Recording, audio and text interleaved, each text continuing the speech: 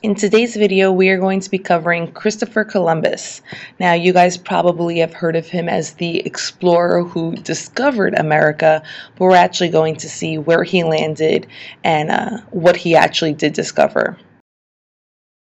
Christopher Columbus was born in Italy in 1451. And by the age of 14, he was already working as a sailor. Now, he was working as a sailor not in Italy but actually in Portugal, because remember, he attended Prince Henry the Navigator's school in terms of learning how to actually sail and navigate. In 1484, Christopher Columbus had an idea. He thought that if you sailed west through the Atlantic Ocean, that you would eventually hit Asia instead of having to go all the way around the tip of Africa. At that time, the Atlantic Ocean was known as the Sea of Darkness. Remember, they did not know that North and South America existed. They literally thought it was just ocean from, Portugal all the way through Asia. So they didn't know that North and South America existed. However, the King and Queen of Portugal refused to give him money, and Christopher Columbus left Portugal for Spain a couple of years later, where he asked their King and Queen for money to finance his voyage. But Spain was actually involved with the war against the Muslim Moors, and they did not have the money to give Christopher Columbus to finance his voyage, so they actually turned him down as well.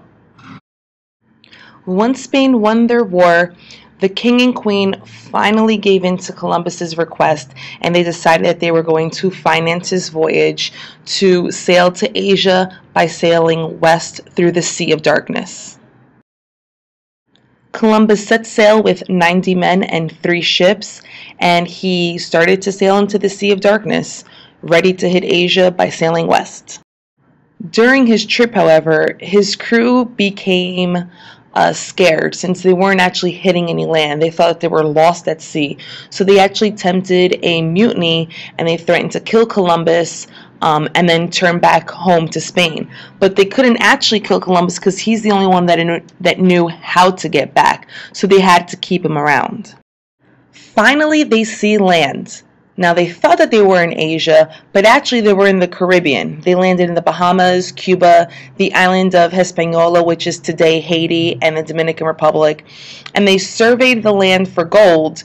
They set up a tiny settlement, and they went back to Spain to tell the King and Queen what they had found.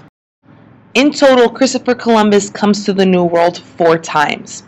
But his third voyage, he couldn't find anyone to actually be his sailor, so he used prisoners. Unhappy with the way that they were behaving, Columbus actually orders the hanging of a few of his sailors, and that upset the Spanish officials, because Christopher Columbus was technically Italian, not Spanish, and here he is ordering the death of Spanish citizens. Now, if you guys look at this map, you can see that each of these lines represent a different voyage. So his first voyage was in 1492, and his last voyage was in 1502. Now, he was traveling between the Old World, which was Europe, Asia, and Africa, and reaching the New World, which is today North and South America.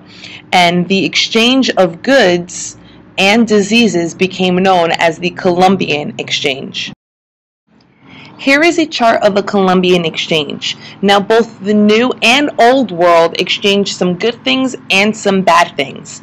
The Old World, for example, provided the New World with rice, coffee, sugar, horses, pigs. Those are all things that the New World did not have. Now, it also provided smallpox, measles, which were diseases that the New World had not yet experienced. On the flip side, the New World provided the Old World with things like pumpkins, tomatoes, and turkeys. But it also provided the disease of syphilis, which was not known in the Old World at that time. So there was an exchange between goods and diseases that were both good and bad to the New and Old World. Christopher Columbus dies a couple years after his last voyage. He dies in 1506 at the age of 55. His body was not returned to Italy or Portugal, but in fact remained in Spain, and you can see a picture of his tomb over here, which is housed in a cathedral in Spain. So now you guys know all about Christopher Columbus. If your notes are complete, you should be able to answer the following 4 questions. Remember to answer your blog, and remember that you do not need to write a summary or your vocab words anymore. We will do that together in class. So I'll see you guys tomorrow.